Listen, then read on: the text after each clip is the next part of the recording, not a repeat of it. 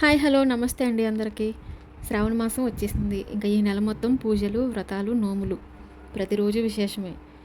మరి ఇలాంటి శ్రావణ మాసంలో పూజలు ప్రశాంతంగా చేసుకోవాలి. అలాగే పిల్లలకు టైంకి లంచ్ బాక్సెస్ ఇవ్వాలి, బ్రేక్ఫాస్ట్ రెడీ చేయాలి. ఇలా అన్ని పనులు టైం టు టైం అవ్వాలంటే ముందు రోజు నైటే కొన్ని ప్రిపరేషన్స్ చేసుకోవాలి. కిచెన్ క్లీనింగ్ అయిపోతే ఆడవాళ్ళకి సగం పని అయిపోయినట్టే కదా. నైటే క్లీనింగ్ మొత్తం కంప్లీట్ చేసుకున్నాను. ఎందుకంటే శుక్రవారం పూజ, అందులోనూ శ్రావణ శుక్రవారం పూజ అంటే కొంచెం పనులు ఎక్కువ. ప్రసాదాలు చేసుకోవటం, ముగ్గులు వేసుకోవటం, గడపలకి పసుపు రాసుకోవటం, ఇలా చాలా పనులు ఉంటాయి కదా. ముందైతే బయట క్లీన్ చేసి ముగ్గు పెట్టేస్తున్నాను. తర్వాత గడప కూడా క్లీన్ చేసి పసుపు రాసి గడప కూడా ముగ్గులు పెడుతున్నాను. మాది ప్లెయిన్ గడప వచ్చింది. దానివల్ల చిన్న ముగ్గు వేసినా కూడా చాలా కలగా ఉంటుంది గడప అయితే. ఇక్కడ ముగ్గు వేస్తూ నేను విన్న ఒక స్టోరీని మీతో కూడా షేర్ చేసుకుంటాను. అదేంటంటే, వైకుంఠంలో శ్రీ మహావిష్ణువు తొలి ఏకాదశి రోజున నిద్రలోకి వెళ్తారంటారు కదా, శయన ఏకాదశి. ఆ తర్వాత అమ్మవారు భూమి మీదకి వచ్చి ఎవరైతే దారిద్ర్యంతో బాధపడుతున్నారో, కష్టాలు పడుతున్నారో వారందరినీ అనుగ్రహించడానికి అమ్మవారు భూమి మీద సంచరిస్తూ ఉంటారంట. అందుకే ఇంటి ముందు ప్రతిరోజు ముగ్గులు వేసుకోవటం, దీపాలు పెట్టుకోవటం, ఇంటిని శుభ్రంగా ఉంచుకోవటం, ఇవన్నీ పాటిస్తూ అమ్మవారిని పూజించాలి. వీటితో పాటు అమ్మవారి స్తోత్రాలు, లక్ష్మీ అష్టోత్తరం, కనకదార స్తోత్రం, వీటిని కూడా చదువుకుంటే చాలా మంచిది. ఇక్కడ నేను పూజ చేసుకుంటూ సింపుల్గా వరలక్ష్మి వ్రతాన్ని ఎలా చేసుకోవాలి, పెద్ద పెద్ద ఆడంబరాలు, అలంకారాలు అలాంటివి ఏమీ లేకుండా. అలంకారాలు ఎందుకంటే ఇప్పుడు ఆన్లైన్లో చేతులు, కాళ్ళు అవన్నీ ఆర్డర్ పెట్టేసి ఎలా పడితే అలా చేస్తున్నారు కదా. వాటిని చూసి మనం కూడా అలాగే చేయాలని కాకుండా సింపుల్గా ఎలా చేసుకోవచ్చు అనేది చెప్తాను.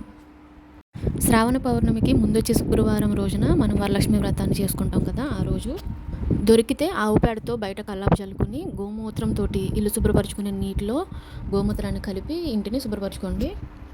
ముందుగా పూజాపీఠాన్ని క్లీన్ చేసి ఎరుపు లేదా పసుపు రంగు క్లాత్ తోటి వేసి దాని మీద ప్లేట్ పెట్టి రైస్ వేసుకోవాలి.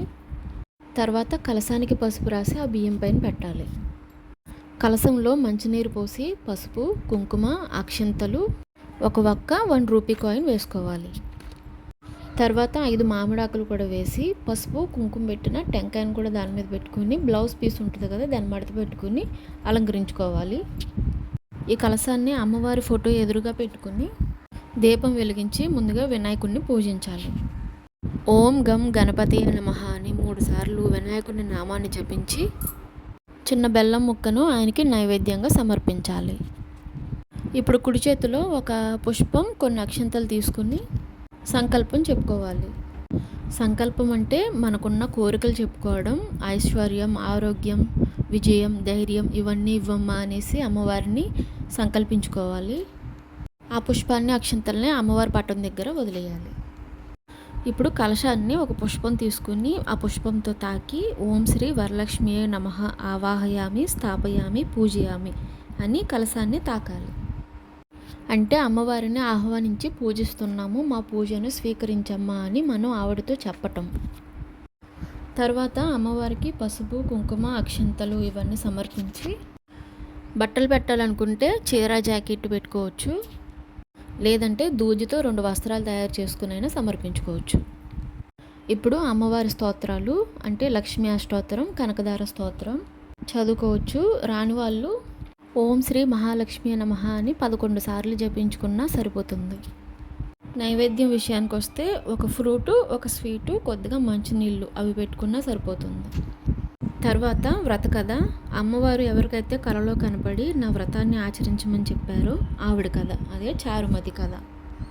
ఈ వ్రత కథను చదువుకోవడం లేదా వినటం అయిన తర్వాత తెల్లటి దారంకి పసుపు రాసుకొని 9 ముడులు వేసుకుని తోరగ్రంథి పూజ చేసుకోవాలి.